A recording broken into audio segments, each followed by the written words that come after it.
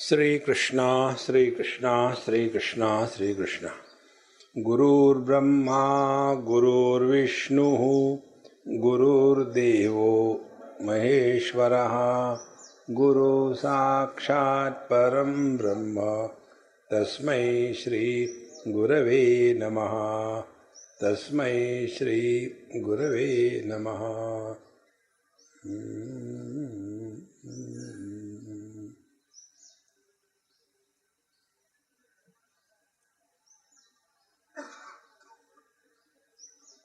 हम लोगों ने 9वां अध्याय पूरा कि 10वां?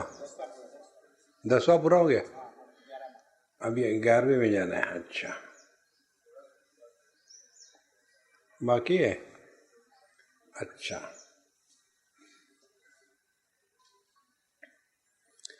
वहां के पिंजरे में रहने वाले तोते भी बोलते थे, चिति रूपम स्वमात्मानं भजध्वं चैत्यवर्जितम नास्ति चैत्यम चितिरन्य दर्पण प्रतिबिंबवत चिति चैत्यम चितिरहम चिति सर्वं चराचरम यत सर्वं चिति मनो भाति सा तु स्वतंत्रतः अतश्चित्तिं जना सर्वभासिनी संशयाश्रयं भजध्वं भ्रांतिमसृज्य चितिमात्रं सदुष्टय तिर्यं चोपे मत्यंतम यत्र वाचो वदन्ति वै प्रसिद्ध विद्या नगरम तद्विद्यापि प्रचक्षते एवं तत्र पुरा हेमलेखया खलु बोधितः हेमचूडः अभवत् विद्वान जीवन मुक्तस्तथा तरे।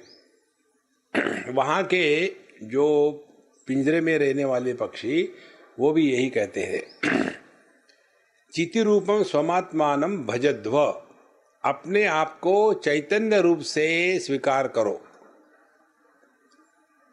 जितना आदमी ऊपर जाता है ना, उतने भेद कम हो जाते हैं। भेद माने डिफरेंसेस। जैसे जमीन पर रहो तो इस कंपाउंड की इधर की मेरी जमीन, उधर की तेरी जमीन। थोड़ा ऊपर उठो तो ये भेद समाप्त हो जाता है। इसी प्रकार से जब तक के देह में बैठे रहो तो बहुत ज्यादा भेद। प्राण में आ जाओ फिर कोई फर्क नहीं पड़ता, किसी का भी खून चल जाएगा। लेकिन आप तो साक्षात भारद्वाज गोत्रीय ब्राह्मण हो और यह जो खून है ये तो एक मुसलमान का है। यार बातें मत करो, लगाओ, मैं मर रहा हूं। देखो सब निकल गया। उससे भी ऊपर चले जाओ मन में, तो मन में कौन प्यार करता है इससे मतलब नहीं, प्यार करता है कि नहीं इससे मतलब है। देखो उसके पश्चात बुद्धि में चले जाओ, बुद्धि वही है जो हमारे भेदों को मिटाती है। देखो, और अपने स्वरूप में बैठो तो सभी के सभी भेद समाप्त हो जाते हैं। इसीलिए सुषुप्ति अवस्था में जब आदमी जीता है तब उसको जीवन मुक्त कहते हैं। माने सुषुप्ति अवस्था क्या है? वहां द्वैत का अभाव है और अद्वैत की सिद्धि है। इसी द्वैत के अभाव और अद्वैत की सिद्धि में जीना, इसी को कहते जीवन मुक्ति। तो चिति रूपम स्वमात्मानं भजध्वम चैत्यवर्जितम, माने इसमें जो ऑब्जेक्टिविटी है, जो अन्यता की कल्पना है, उसका त्याग कर दो। न अस्ति चैत्यम चिते अन्य दर्पण प्रतिबिंबवत, इस चैतन्य के सिवा चैतन्य से अन्य कुछ भी नहीं है। जैसे दर्पण और प्रतिबिंब एक ही होते हैं। चिति चैत्यम चितिरहम चिति सर्वम चराचरम, इस प्रकार से ध्यान करते रहो कि मैं भी चिति हूँ, चैत्य जगत वो भी चैतन्य है। और इस प्रकार से संपूर्ण विश्व केवल चैतन्य मात्र है। केवल नाम रूप के कारण अनेकता प्रतीत हो रही है। देखो आगे कहते हैं, भजध्वम भ्रांति मुसृज्य चिति मात्रम सदुष्टया, तो अपनी दृष्टि को सुधार करके भजध्वम, यही भजन करो। देखो भज शब्द का अर्थ भगवान शंकराचार्य ने 3 प्रकार से दिया। भज गोविंदम भज गोविंदम, गोविंदम भज मूढ़मते। एक तो है भज सेवायाम, शरीर के द्वारा शरीर की सेवा करना, ये भगवान का भजन है। दूसरा वाणी के द्वारा भगवान का नाम स्मरण करना, भजन करना, ये भजन है। और तीसरा मन के द्वारा तत्व का चिंतन करना, ये भजन है। तो भजध्वम का अर्थ क्या हो गया? फिर जब हम व्यवहार में हैं तो सेवा भाव से। जब वाणी में है अनुद्वेगकरम वाक्यम सत्यम प्रिय हितम चयत, भगवान कहते हैं वाक्य कैसा हो, अनुद्वेगकरम, किसी को हमारे बोलने से उद्वेग निर्माण न होवे, और सत्यम प्रिय हितम चयत, सत्य बोलो लेकिन प्रिय बोलो, लेकिन उसमें हित होना चाहिए। हर एक सत्य बोलने की आवश्यकता नहीं होती। कई बार यही गड़बड़ी करते हम। अभी हम कहाँ थे, गोवा में थे। एक हमारी कन्या वहाँ की, उसका पैर टूट गया था, तो मैंने कहा मत आओ तुम, लेकिन ये मानते थोड़ी है लोग, तो वो अपना मुश्किल से आती थी। तो मैंने कहा लंगड़ी तुमको कहा था मैंने मत आओ, क्यों आई? तो उसकी छोटी लड़की कहती है स्वामी जी आप बताते हैं ना कि ऐसा नहीं बोलना चाहिए ना, कैसा? आपने मेरी मम्मी को लंगड़ी क्यों कहा? मैंने वो लंगड़ी है इसलिए। फिर वो चुप हो गई। उसका कहने का मतलब क्या? उसको मालूम है वो लंगड़ी है, बताने की क्या जरूरत है? अनुद्वेग करम वाक्यम। कोई गंजा आए उसको कहे अरे गंजू कहाँ से आया, अरे उसको मालूम है ऑलरेडी, ही इज ऑलरेडी परेशान। किसी को किसका गंजे को बाल का दुख होता है। देखो, इसीलिए महाराज सत्य बोलो, आवश्यक है तभी बोलो। ये सब का निचोड़ एक ही है। अपने में जो अनावश्यक बोलने की आदत है ना, उसको तोड़ डालो। तो तिर्यंग च एवं अपि अत्यंतम यत्र वाचो वदन्ति वही, जहाँ पशु पक्षी भी इस प्रकार से करते हैं तो वहाँ उस नगर को विद्यानगर नाम से प्रसिद्ध हो गया। और फिर उसके पश्चात वहाँ के जो स्त्री बाल प्रमुखा सर्वे जाता ज्ञान अज्ञात परावरा, फिर सबको यह ज्ञान हो गया। तस्मात् श्रेयो निदानम तु सत्संगः प्रथमम भवेत्, इसीलिए श्रेयो निदानम प्रथमम, सबसे पहला अपना उद्धार करने का यदि उपाय कोई होगा तो सत्संग सत्संग सत्संग। देखो जीवन में हमने उस दिन बताया था आपको दो चीजें होती है, एक होता है नित्य कर्म, दूसरा होता है नैमित्तिक कर्म। नित्य कर्म जो हमारे रेगुलर चलता है, सुबह उठना, नहाना धोना, पूजा पोथी पाठ जप करना, मंदिर में जाना, घंटी बजाना, ये नित्य कर्म है। नैमित्तिक कर्म है एक आध बार सत्संग होता है, रोज सत्संग नहीं मिलता।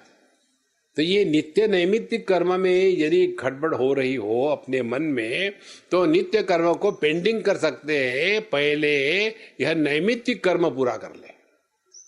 देखो महाराज, ठीक है पूजा पोथी टाइम से ही करनी चाहिए, लेकिन उसी समय यदि सत्संग हो तो पहले सत्संग निपट ले और फिर पूजा करें, नहीं तो जरा जल्दी उठ के पूजा खत्म करके फिर सत्संग में बैठे। सत्संग बहुत महत्व की वस्तु होती है। सत्संग के द्वारा सबसे बड़ी बात जो होती है, हमारी जो गलत धारणाएं होती है उन धारणाओं पर प्रहार होता है और उसके द्वारा वो गलत धारणा नष्ट हो जाती है। ध्यान से सुनना, वेदांत शास्त्र गलत धारणाओं को नष्ट करके नई धारणाएं निर्माण नहीं करता।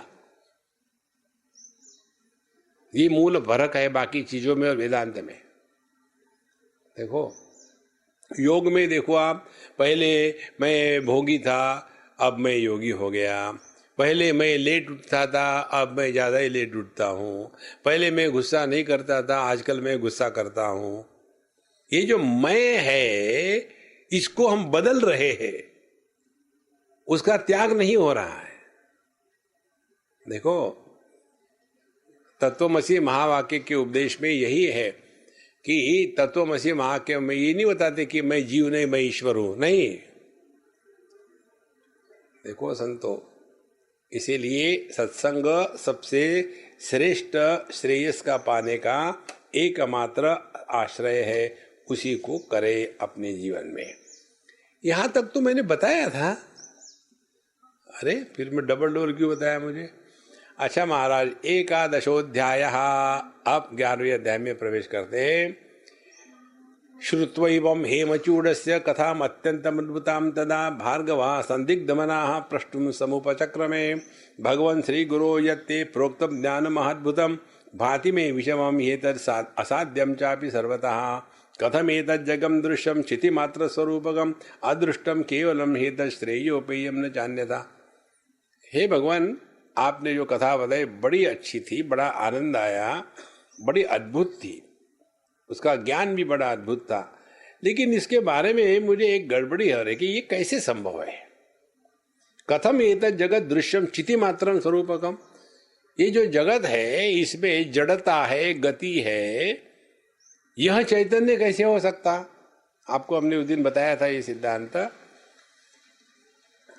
यदि आभूषणों का कारण सुवर्ण है तो सभी आभूषणों में सुवर्ण होगा, ये बात तुरंत समझ में आती है।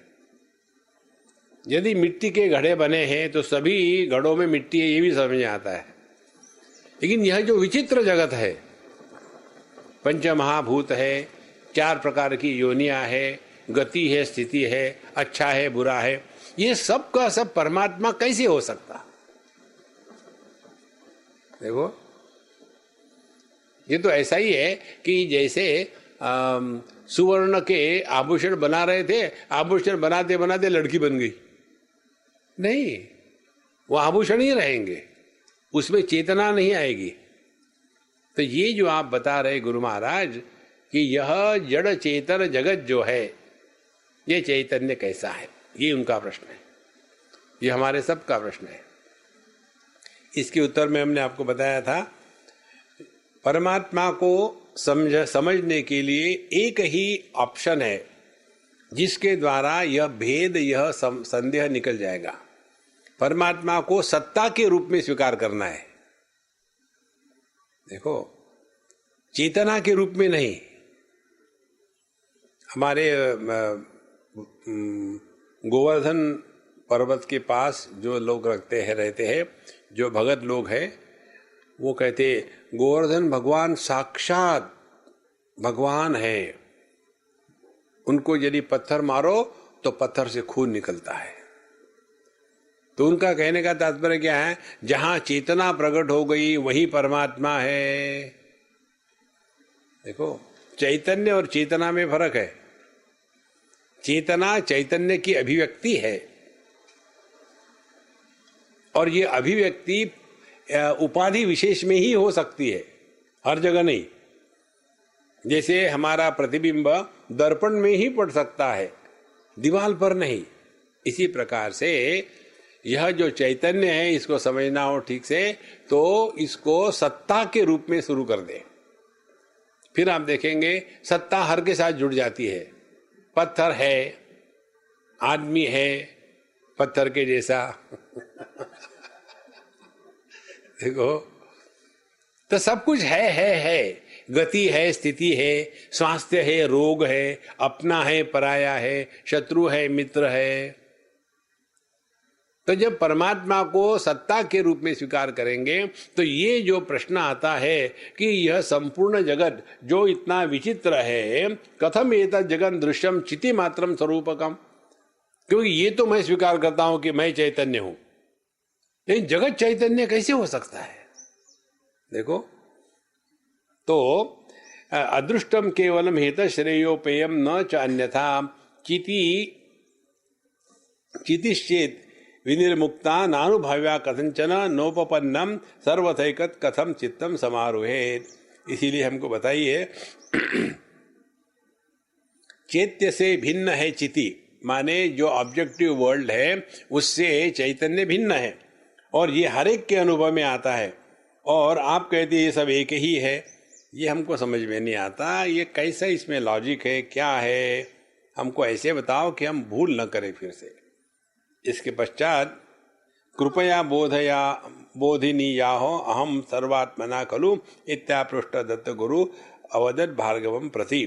इस प्रकार से कृपा करके मुझे समझा दो। ऐसा सुनने के पश्चात भगवान दत्तात्रेय जी ने परशुराम जी से कहा, शृणु राम प्रवक्ष्यामि दृश्य तत्वम यथास्थितम एतद् दृश्यम अशेषम तो दृश्य मात्रम न चेतरेत।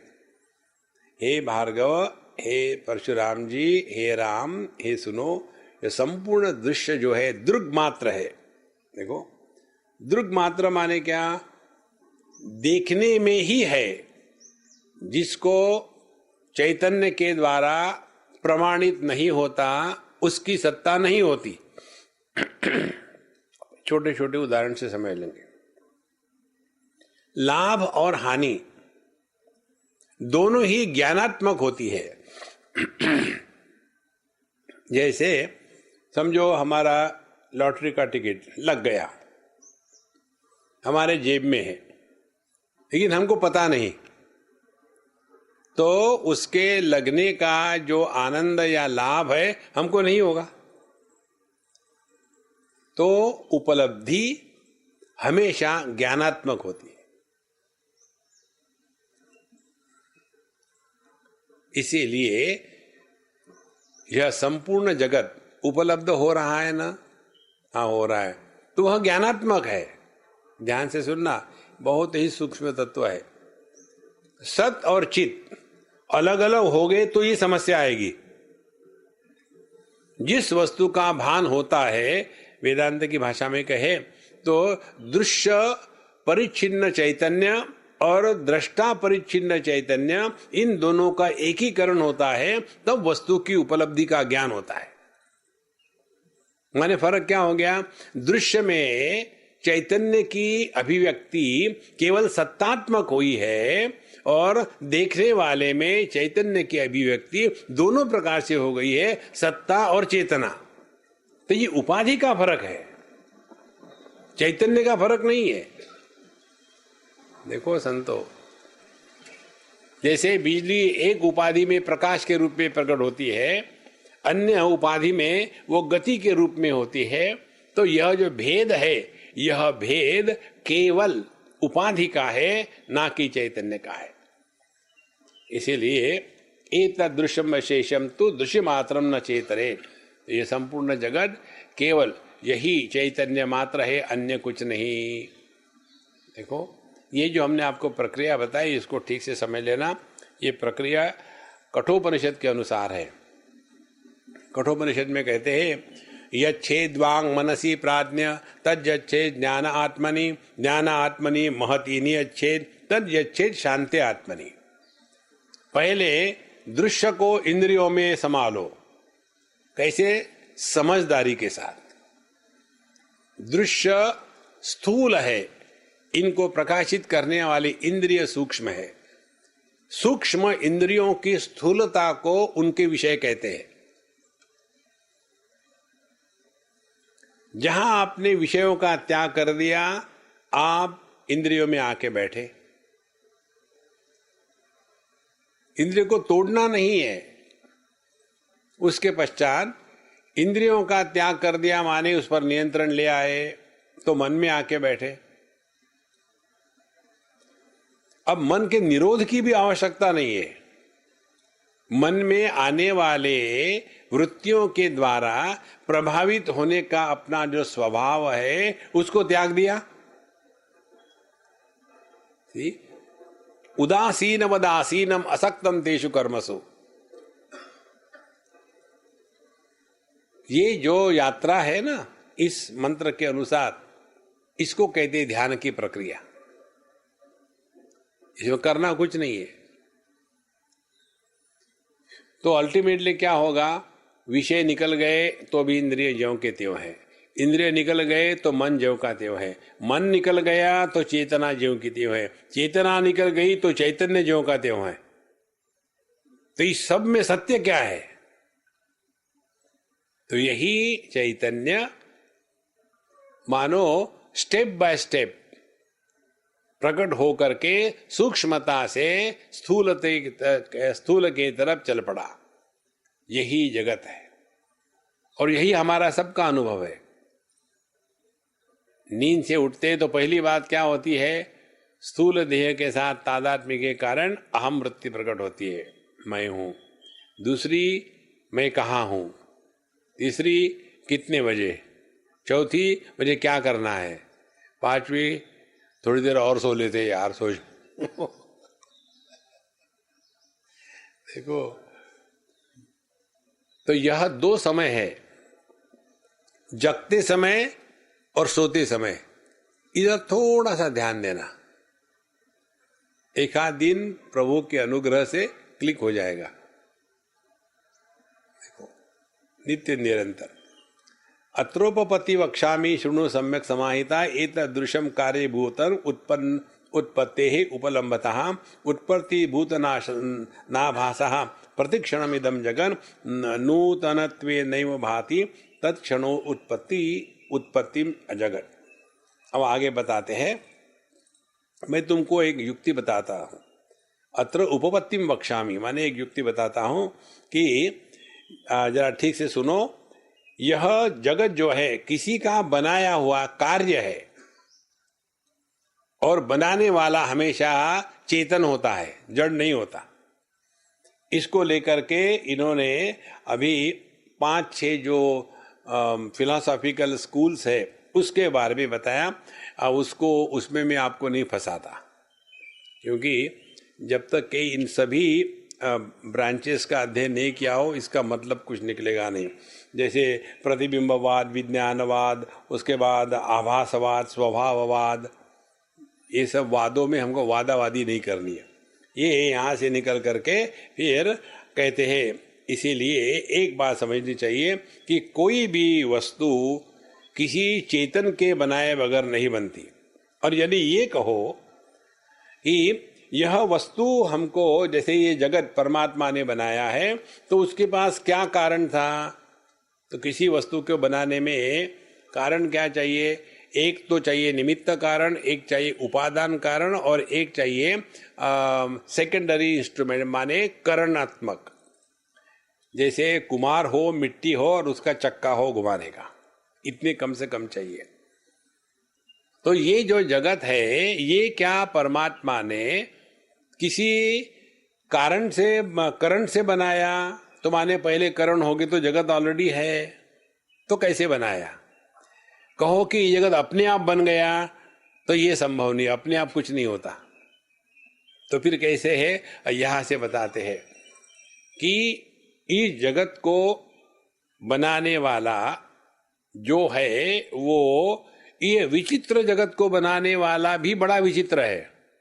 उसकी जो शक्तियां है वो भी अनगिनत है, बहुत सारी है। और उसको कहते हैं, यह माया शक्ति का जो धारण करने वाला है महेश्वर इस जगत का मूल कारण है। देखो यह उन्होंने 1-2-4 उदाहरण दिए हैं, क्योंकि कहते हैं इस अचिंत्य शक्ति संपन्न तत्व को जान करके उसका व्यापार करने वाला भी वैसा ही होगा। और इसके लिए हमको किसी और प्रमाण की अपेक्षा नहीं है, केवल शास्त्र ही इसके बारे में बता सकते हैं। इसीलिए हमारे यहाँ ये 4 चीजों में श्रद्धा का महत्व दिया है। सबसे पहली श्रद्धा ईश्वर में, दूसरी शास्त्र में, तीसरी आचार्य में और चौथी अपने में। यदि श्रद्धा नहीं होगी तो आदमी कुछ भी नहीं कर सकता। हम लोगों ने उसका विस्तार से देखा है। अच्छा महाराज, तो यह परमात्मा ने जो जगत बनाया है उसका कहते हैं, तत्रैकस्तु महेशानः पुरा सृष्टेः उदाहृतः स्वतंत्रो ही अनुपादानः स्वातंत्र्य भैरवाद स्वात्मभित्तो जगत चित्रम विलासाय अभासयन यथा स्वप्न मनोराज्य कल्पितम स्वेन केवलम। तो इस परमात्मा ने स्वयं को ही मानो दर्पण की एक दीवार बना करके उसमें यह जगत रूपी चित्त प्रतिबिंबित किया है। जैसे हम सपना कहाँ देखते हैं? सपना मन में होता है, सपना मन के द्वारा देखा जाता है, सपने के अनुभव मन को ही होते हैं। तो वही मन सब कुछ बना है। तो जब एक साधारण व्यक्ति सपने में दुनिया बना सकता है, तो ये महेश्वर ये दुनिया नहीं बना सकेगा। इसीलिए कहते हैं, अहं त्वेनैव गृह्णाति देहं तद्वद अयं जगत् न ते रूपम तथा देह स्वप्न व्यावृत्ति हेतुतः। आगे चलते हैं। सपने में हमने देह बनाया, अपना ही देखा, अच्छा बुरा किया, सब कुछ किया, और जब सपना खत्म हो जाता है तो हम बने रहते, देह खत्म हो गया। इसी प्रकार से यह जो जगत है, यह जगत भी उसी महेश्वर ने बनाया है। तो ये जगत इस महेश्वर का बनाया होने के बावजूद भी यह महेश्वर या परमात्मा या चिति यह जगत से परे है, जैसे हम इस स्वप्न से परे हैं। और इसीलिए स्वप्न में अच्छा व्यक्ति देखा तो जागृत में उसके साथ प्रेम नहीं होता, बुरा व्यक्ति देखा तो जागृत में उसके साथ द्वेष नहीं होता, लाभ हुआ तो फुदकने की आवश्यकता नहीं, हानि हुई तो दुख की आवश्यकता नहीं। इसी प्रकार से परमात्मा को इस जगत को लेकर के सुख दुख लाभ हानि से कोई मतलब नहीं। और इसीलिए जो व्यक्ति इसमें समत्व रखता है वही अध्यात्म के मार्ग पर चल रहा है। तथा स न जगत देहो व्यावृत्ते प्रलय ननु देहादि व्यतिरिक्त स्वम यथा केवल चिन्मयः। इसीलिए जब यह जगत लय हो जाता है, प्रलय हो जाता है, तो जगत के प्रलय होने से भी इस परमात्मा तत्व को कुछ नहीं होता।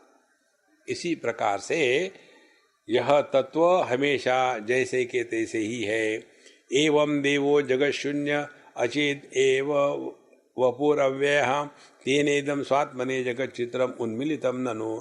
इसीलिए इस देव भगवान ने यह चित्र अपने आप में ही प्रतिबिंब रूप से प्रकट किया। अब यहाँ एक प्रश्न उठाते हैं, दर्पण में प्रतिबिंब होने के लिए बिंब की आवश्यकता है। यदि हम दर्पण के सामने खड़े नहीं होंगे तो हमारा प्रतिबिंब दर्पण में नहीं पड़ेगा, तो प्रतिबिंब के लिए बिंब की आवश्यकता है। लेकिन यदि ये जगत को हम दर्पण में प्रतिबिंब के जैसे चिति दर्पण में यह जगत प्रतिबिंब रूप है ऐसा समझा, तो हमारे मन में ये प्रश्न आ सकता है कि जगत तो है ही नहीं तो उसका प्रतिबिंब कैसे पड़ा। देखो, अब प्रतिबिंब शब्द को ठीक से समझ लेना।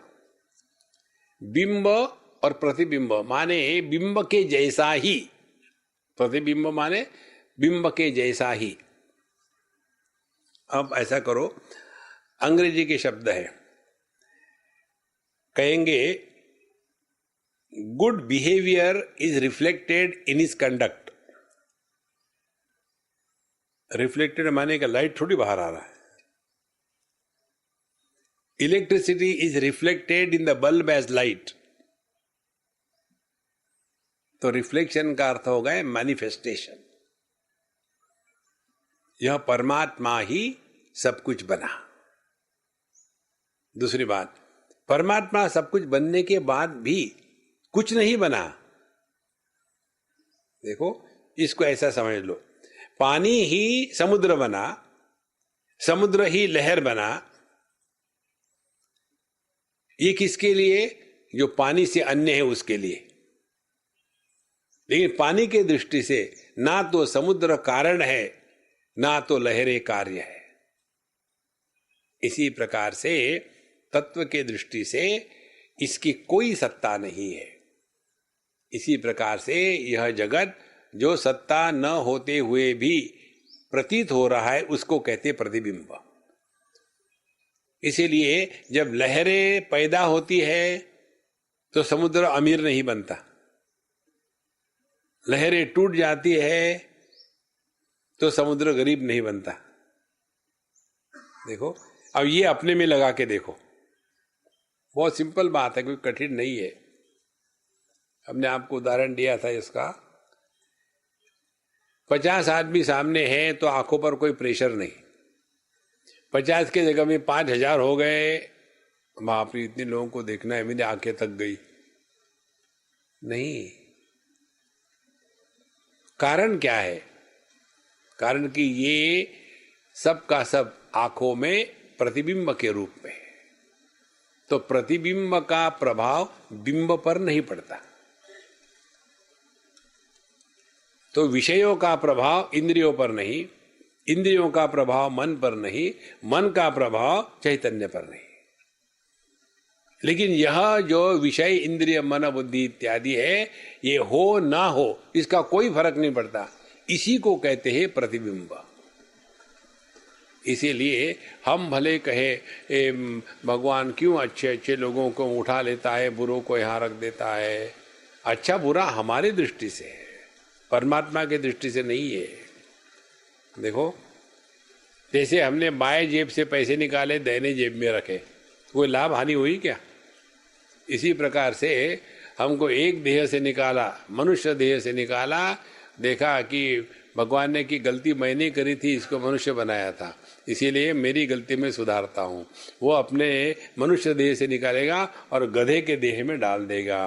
अखबार पढ़ते रहो और खाते रहो। तो भगवान के दृष्टि से एक देह से निकाल करके दूसरे देह में डालना ये ऐसा ही है। एक कमरे से हम बेडरूम से निकले बाथरूम में गए, उनकी दृष्टि से देखो आप। भक्ति में बताते हैं दुनिया को वैसे ही देखो जैसे भगवान दुनिया को देख रहे हैं। भगवान के लिए जन्म मृत्यु है ही नहीं। देखो,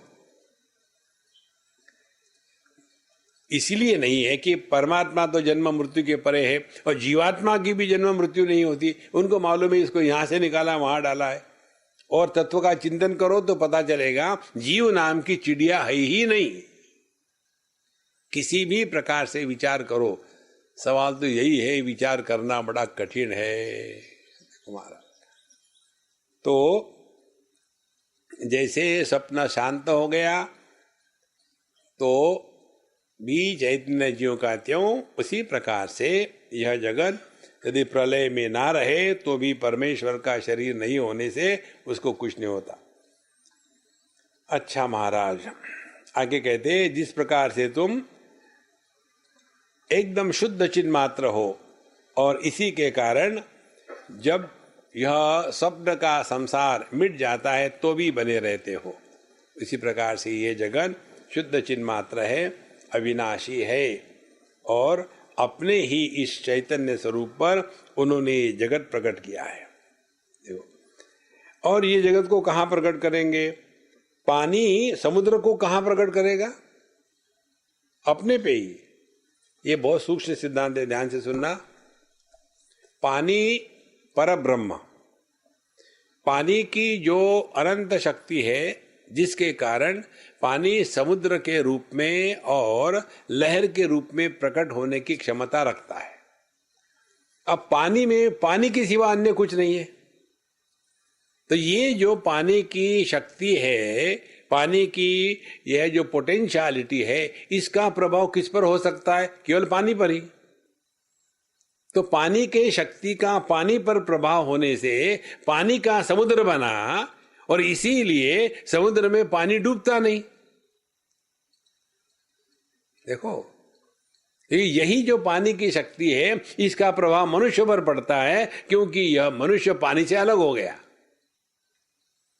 तो हम भले कहे पानी का समुद्र बना, लेकिन समुद्र देखते हुए भी पानी पानी ही है। इसी प्रकार से लहरें भी उसी शक्ति का विस्तार है। तो समुद्र लहर के रूप में प्रकट होता है, तो समुद्र अमीर नहीं बना। यार आजकल बहुत लहरें आ गई, मजा है, मार्केट ठीक है, और एकदम सब शांत हो गया, डाउन हो गया मार्केट, नहीं। इसी प्रकार से एक ही तत्व है। इसमें उपाधि के कारण, टोटैलिटी की उपाधि से कारण पानी को समुद्र कहते हैं, और इंडिविजुअलिटी की उपाधि के कारण पानी को लहर कहते हैं। इसी प्रकार से मायापति को महेश्वर, जगत का निर्माण करने वाला, और पंचकोशों की उपाधि चढ़ा दी उसी परमात्मा को, तो उसको जीव कहा। नाम रूप की उपाधि चढ़ा दी, उसी को जगत कहा। तो एक ही परमात्मा को तीन उपाधियों के कारण तीन प्रकार से कहा जाता है, लेकिन तीन प्रकार से कहने पर भी हम उसी परमात्मा की ही बात कर रहे। देखो, ये जो सिद्धांत है ना, हृदय में उतर जाएगा भगवान की कृपा से, तो बड़ी बहुत ही अच्छी बात है। एक ही तत्व उपाधि के कारण अनेक प्रतीत होता है, लेकिन होता नहीं। एक ही आदमी, पुत्र, पति, पिता, ये उदाहरण मैंने आपको 1000 बार दिया है और 1000 बार दूंगा। एक आध दिन तो क्लिक हो जाए। जिनका निशाना पक्का होता है ना, एक मारेंगे तो फट से लग जाएगा। और हमारे जैसे मारना तो है, निशाना तो नहीं लगता, फिर क्या करे? 10-50 पत्थर हाथ में उठा लो, फेंको, एक तो लगेगा। इसीलिए विष्णु सहस्त्र नाम। देखो, नहीं तो राम रामेति रमे रामे मनोरमे सहस्र नाम तत्तुल्यम राम नाम वरानने। लेकिन एक राम का नाम लगता नहीं, पत्थर हमारा निशाना नहीं लगता, इसीलिए सहस्र नाम ले लो। इसी प्रकार से ये उदाहरण आपको 1000 बार हम दे रहे, इसी के कारण से। दुखी होने वाला पिता, पति, पुत्र, इनकी कहीं सत्ता नहीं है। अब जो पिता, पुत्र, पति है ही नहीं, वो दुखी हो रहे, तो उनको आप क्या करोगे?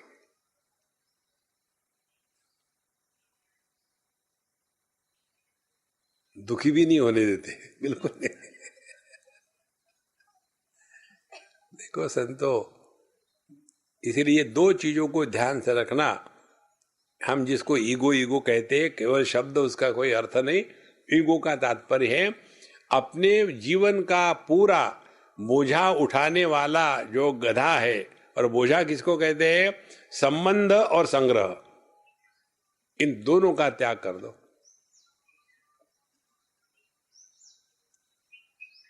हम अन्य के साथ जब बात करते हैं तो हमेशा भूतकाल की बात करते हैं। मैं यहां था, मैं वहां था, मैंने ये तीर मारे, तुमने कितने तीर मारे? मैंने मारे नहीं, मैंने खाए हैं। देखो, 30 बार। अच्छा, इसीलिए आप 30 मार खा है? हाँ, 30 मार खाए, 30 मार खा। इसको ट्राई करो। अपने भूत के बारे में किसी से ना कुछ बताना है, ना किसी के भूत के बारे में कुछ पूछना है। किस पर बोले, नर्मदा जी कितनी सुंदर है, लेकिन यहां गंदगी बहुत है। ये दोनों वाक्यों से पाप भी निर्माण नहीं होगा, पुण्य भी निर्माण नहीं होगा। या तो गवर्नमेंट की बात करो, पता नहीं गवर्नमेंट का क्या होगा, इससे भी पाप पुण्य निर्माण नहीं होता, क्योंकि गवर्नमेंट है, ये कल्पना है, वास्तविकता थोड़ी है। देखो, एक बार अमेरिका में वो कैटरीना का बहुत बड़ा तूफान आ गया था 2005 में, बम्बई में भी आया था। तो बम्बई तो 4 दिन में नॉर्मल हो गई, और वो न्यू ऑरलियंस में जो आया था यूएस में, 1 साल तक भी ठीक नहीं हुआ हो। तो हमको पूछा, हम जब वहां थे, बोले India is a backward country, how can they make it with in 4 days everything normal? कि हमने कहा, देखो आप लोग जो है ना गवर्नमेंट पर वेट करते हो, गवर्नमेंट करेगी। हम लोगों को पता है गवर्नमेंट है ही नहीं, हमको ही करना है, हम कर लेते हैं। देखो, किसी पर वेट नहीं करना, अपने काम में लगे रहो, तब पता चलता है कि ये दुनिया नाम की वस्तु ना कभी थी, ना कभी है, ना कभी रहेगी, केवल परमात्मा मात्र है। और इस परमात्मा ने अपने आप, अपने ऊपर में यह जगत का चित्र स्वयं ही पेंटिंग किया है, और इसका कभी भी निषेध नहीं हो सकता। देखो, यदि परमात्मा की माने चैतन्य की अभिव्यक्ति चेतना के रूप में नहीं हो तो उसको जड़ कहते हैं। यदि चेतना के रूप में हो गई तो उसको सचेतन कहते हैं, उसको सजीव कहते हैं। देखो, सजीव जीव युक्त, सचेतन चेतना युक्त, लेकिन चेतना केवल अभिव्यक्ति है। देखो, इसीलिए यह संपूर्ण जगत उसी एक चीति का महासत्ता जगत ग्रासशीला पूर्णा व भासते समुद्र मंतराम तोयम दीनानाथम विना प्रभा यथा न संति तद्वै समिद रूपम विना जगर तस्म आदेश महादेव शुद्ध चैतन्य विग्रह। जिस प्रकार से ये समुद्र के सिवा तरंगे नहीं हो सकती और सूर्य के सिवा प्रकाश नहीं हो सकता, उसी प्रकार से इस संपूर्ण जगत को प्रकाशित करने वाली और लीन करने वाली एक ही चिति शक्ति है, वही सत्य है। देखो, इस पर भी चिंतन करते हैं। ये जगत, हम जब सोते हैं तो एग्जैक्टली क्या होता है? तो पहले विषयों का त्याग कर दिया, इंद्रियों में आ गए, इंद्रियों का त्याग कर दिया, मन में आ गए, मन का त्याग कर दिया, अहम में आ गए, अहम का त्याग कर दिया, परमात्मा में पहुंच गए। त्याग कर दिया माने क्या? उसको समेट लिया, इन विषयों को समेट लिया, सबके सब विषय इंद्रिय में आ गए, इंद्रियों को समेट लिया, मन में आ गए। जैसे छोटे बच्चे बबल गम से बबल निकालते हैं ना, उसी प्रकार से परमात्मा बबल गम के जैसा दुनिया का विस्तार करता है और फिर अपने में खींच लेता है। उपनिषद कहती है यथोर्ण नाभि सुजते गृह्णते च। उस दिन आपको बताया था, जैसे मकड़ी स्वयं ही धागा निकालती है, स्वयं ही डिजाइन करती है, स्वयं ही बनाती है, परेशानी होगी तो स्वयं ही निकल जाती है, कुछ हुआ ही नहीं है। इसी प्रकार से यह जगत इस परमात्मा से ही प्रकट होता है। आसीत् सृष्टि पुरा तस्मात् उत्पन्नम तत्र संस्थितम तस्मिन् विलीयते चान्ते जगत एतत् चराचरम। इसीलिए हमारे शास्त्रों में जगत के उत्पत्ति नहीं कहते, यथा पूर्वम अकल्पयत। माने क्या? जगत केवल एक अभिव्यक्ति और अव्यक्त, भगवान भी कहते गीता में अव्यक्तादीनि भूतानि व्यक्त मध्यानि भारत अव्यक्त निधनान्नेव तत्र का परिदेवना। पहले ही अव्यक्त था, फिर व्यक्त हो गया, फिर अव्यक्त होगा। हम ये कहेंगे क्या कि लहरें पैदा हो गई? बाहर से आई क्या लहरें? समुद्र में ही थी जो प्रकट हो गई और फिर वापस गई तो कहां गई? उसी समुद्र में। तो जो लहर अंदर वापस गई वही बाहर आती है क्या? देखो संतो, तो जैसे जैसे सूक्ष्मता बढ़ती है चिंतन की, वैसे पता चल जाता है कि केवल एक ही तत्व है। मयि एव सकलम जातम मयि सर्वम प्रतिष्ठितम मयि सर्वम लयम याति तद ब्रह्माद्वयमस्म्यहम्। देखो, जब मेरे पिता का स्वर्गवास हो जाता है तो मैं पुत्र कहाँ गया? वापस आ गया। मेरे पत्नी का स्वर्गवास हो जाता है, मैं पति कहाँ गया? वापस आ गया। लेकिन मैंने फिर से शादी करी, ध्यान से सुनना, फिर से शादी करी तो जो पति वापस गया था वही बाहर आता है क्या? देखो महाराज, वो वापस नहीं आता क्योंकि वो था ही नहीं। देखो कितनी सहज बात है। मयि एव सकलम जातम मयि सर्वम प्रतिष्ठितम मयि सर्वम लयम याति तद ब्रह्माद्वयमस्म्यहम्। वही अपना वास्तविक स्वरूप है। इसीलिए आसीत् सृष्टि पुरा तस्मात् उत्पन्नम तत्र संस्थितम। इस सृष्टि के पूर्व भी परमात्मा था, माने सृष्टि अव्यक्त में थी, फिर व्यक्त हो गई, फिर परमात्मा में अव्यक्त हो गई।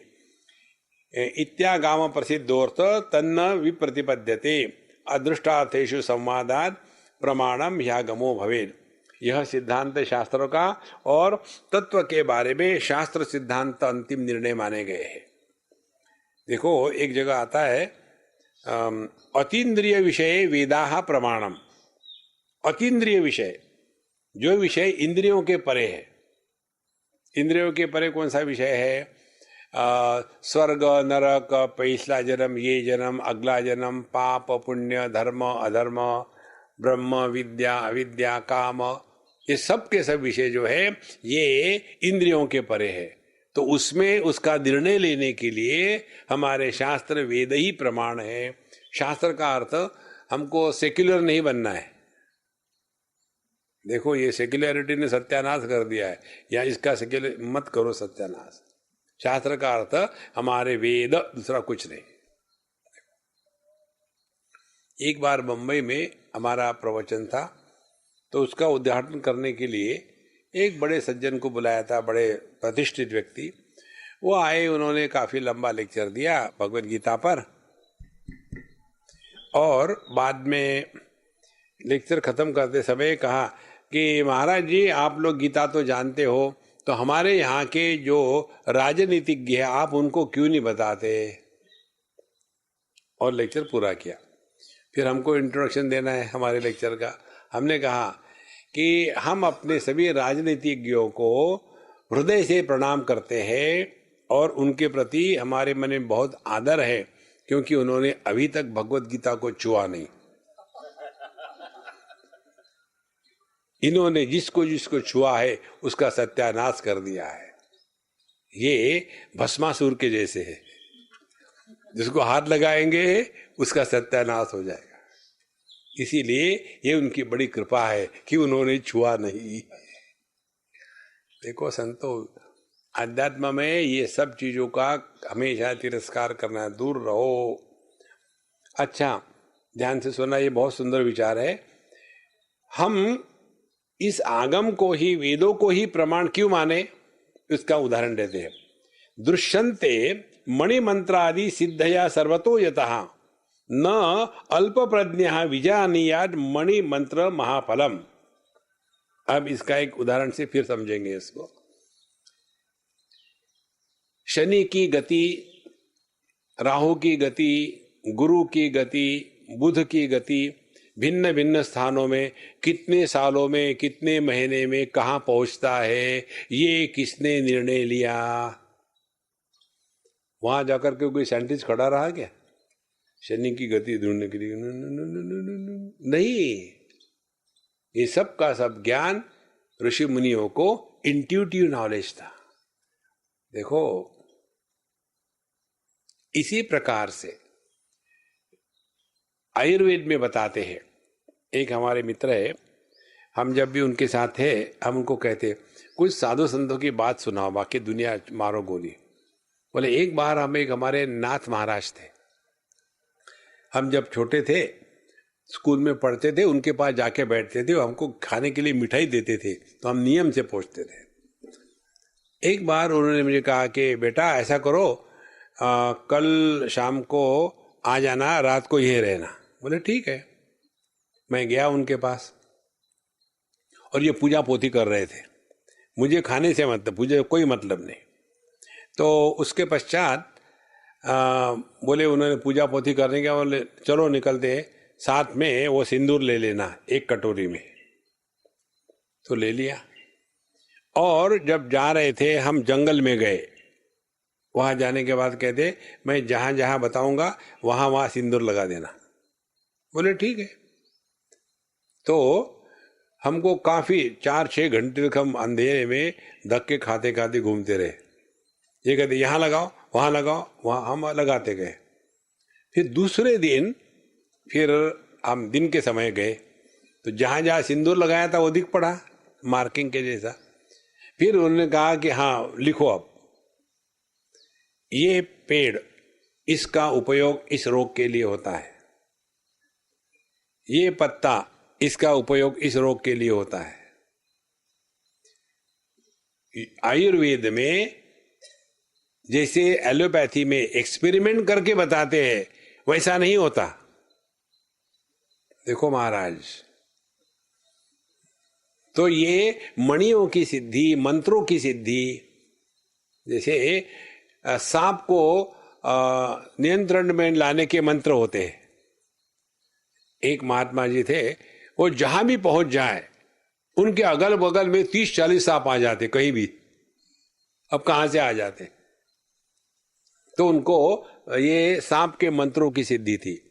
तो ये सब सिद्धियां कहां लिखी है? ये शास्त्रों में लिखी है। तो जो शास्त्र इन सब का ज्ञान देते हैं, वही शास्त्र परमात्मा के विषय में प्रमाण है, और इसीलिए शास्त्र को अंतिम प्रमाण मानना आवश्यक है। देखो महाराज, तस्मात् सर्वज्ञ गदितः यागमः सर्वदर्शनः तत्रोक्तो देव एवादौ सृष्टे जगत आस्थितः। इसीलिए परमेश्वर के परमेश्वर के द्वारा ही वेद में कहा गया है कि यह जगत की रचना से पूर्व केवल पहले मैं था। अहमेव एव अग्र आसीत् नान्यत् किंचन। दूसरे उपनिषद में आता है आत्मा एव इदम अग्र आसीत् नान्यत् किंचन। इस प्रकार से सृष्टि का जो उपादान है, निरुपादान एवादौ सृष्टवान अखिलम जगन यस्मान महेश्वर पूर्ण स्वच्छ स्वातंत्र संयुतः।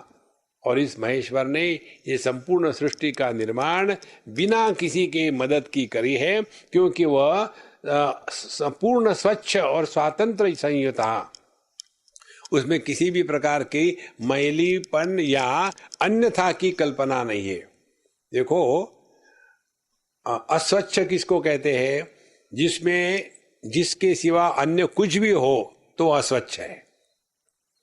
जैसे कई बार हम खाते हैं पापड़, तो पापड़ खाओ तो टुकड़ा टूट करके दाढ़ी में आ जाता है। एक ने मुझे कहा, अभी कहीं था मैं गोवा में, शायद चावल खा रहा था, तो चावल का एक दाना दाढ़ी में पड़ा, तो एक लड़की कहती, स्वामी जी आपके दाढ़ी में कचरा लगा है। मैंने धीरे से निकालो, खींचना मत। उसने निकाला, दिखाओ क्या है। नहीं ये कचरा है, ये तो चावल है। तो मेरे थाली में कचरा है? नहीं, ठीक है चावल है। She could not understand. और जब उसने ऐसा खींचा तो एक बाल थाली में गिर गया। अरे बाप रे, इसमें भी कचरा है। उस लड़के ने कहा, क्या कचरा है? ये कचरा है कि मेरे चेहरे में कचरा लगा हुआ है। दाढ़ी में चावल और चावल में बाल, दोनों कचरा है, क्योंकि चावल में चावल के सिवा अन्य कुछ भी हो तो कचरा है। इसी प्रकार से परमात्मा में परमात्मा के सिवा अन्य कुछ भी हो तो वो मल है। परमात्मा निर्मल है। देखो महाराज, द्वितीयात वही भयम भवती, द्वैत की दुर्गंध जिसमें नहीं है वही अभयम सत्व संशुद्धि, वो है तत्व। इसलिए निरुपादन एवादो सृष्टवान अखिलम जगत, उसको ये जगत को निर्माण करने के लिए किसी उपादान की आवश्यकता नहीं थी। चिदात्म भित्ति वाखिलम चित्र उन्मीलय जगन न तत् जगत संभवती बहि क्वचित अवस्थितम। और यह संपूर्ण जो जगत है, जैसे दीवार पर किसी ने चित्र बनाया हो, उसी प्रकार से यह जगत उसी परमात्मा रूपी दीवार पर उसी ने अपने आप से प्रकट किया है, और बिना दीवार के चित्र नहीं हो सकता। उसी प्रकार से बिना परमात्मा के जगत नहीं हो सकता। इसको दूसरी भाषा में कहो तो illusion cannot appear without substratum. प्रतीति के नीचे एक अधिष्ठान होना आवश्यक है, निरधिष्ठान प्रतीति नहीं होती। देखो, बिना कपड़े के सलवटे नहीं रह सकती। आपने इस्त्री घुमाई लुंगी पर, सब सलवटे निकल गई, अच्छा उनको इकट्ठा करके बाहर फेंक देना, नहीं फेंक सकते। तो फिर सलवटे थी ही नहीं। नहीं बाबा, सलवटे थी, फिर फेंकते क्यों नहीं उसको? तो सलवटे क्या थी? केवल प्रतीति थी, वास्तविक नहीं थी। इसी प्रकार से यह जो नाम रूपात्मक जगत है, यह उसी दीवाल पर लगाया गया चित्र है।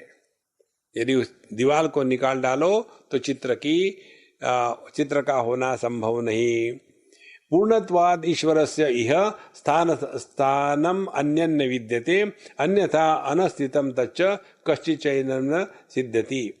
इसीलिए पूर्णत्वाद ईश्वरस्य, ईश्वर परमात्मा पूर्ण होने के कारण उसमें किसी भी अन्य प्रकार के स्थान की आवश्यकता नहीं है, और उससे यदि भिन्न कोई स्थान होगा तो जगत की सिद्धि हो ही नहीं सकती। इसीलिए परमात्मा में ही जैसे दर्पण में प्रतिबिंब है, उसी प्रकार से यह संपूर्ण जगत भास रहा है।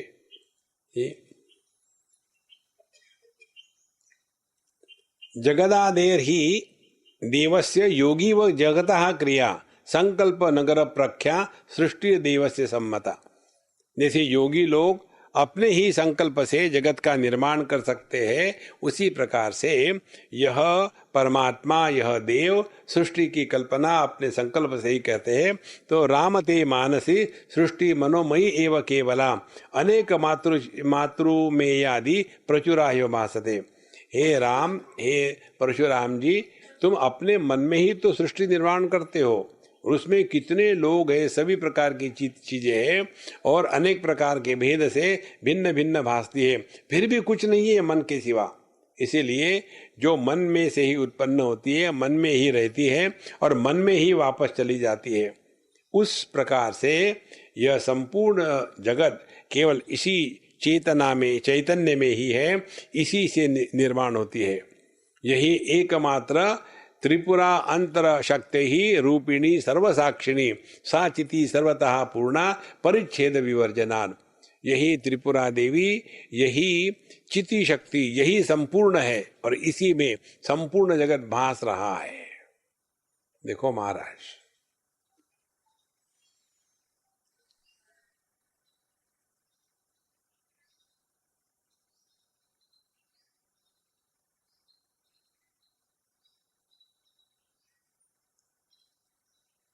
शब्द को हम सुन रहे थे, शब्द के अभाव को भी हम सुन रहे हैं।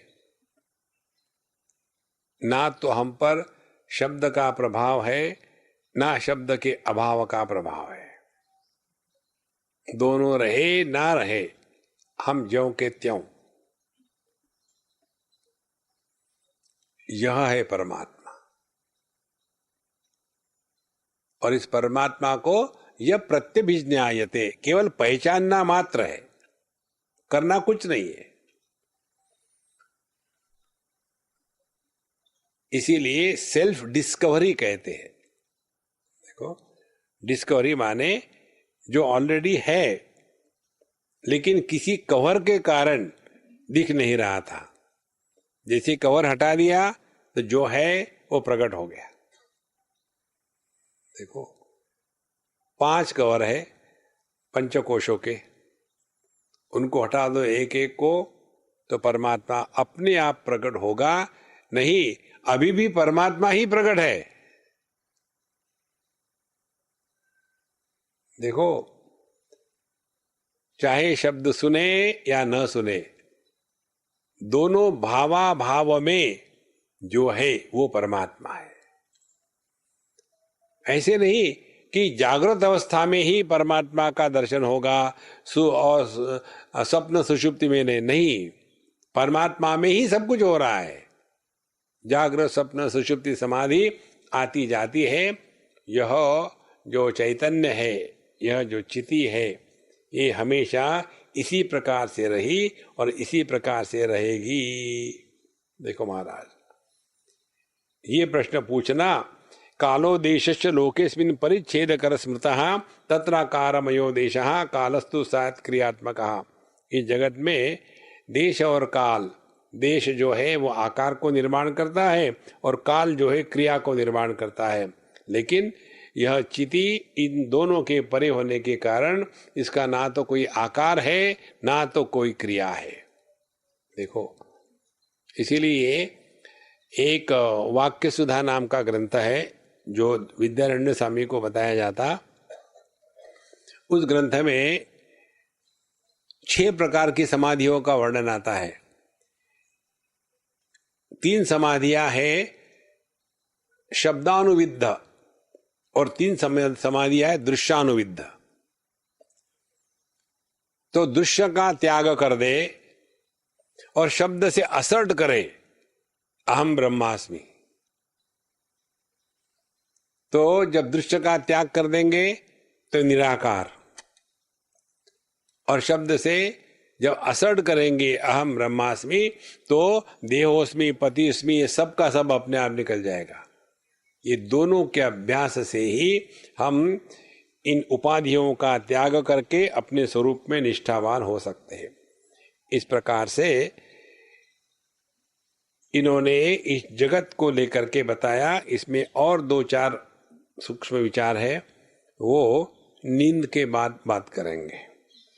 ओम पूर्णमदः पूर्णमिदं पूर्णात् पूर्णमुदच्यते पूर्णस्य पूर्णमादाय पूर्णमेवावशिष्यते। ओम शांति शांति शांति। हरि ओम।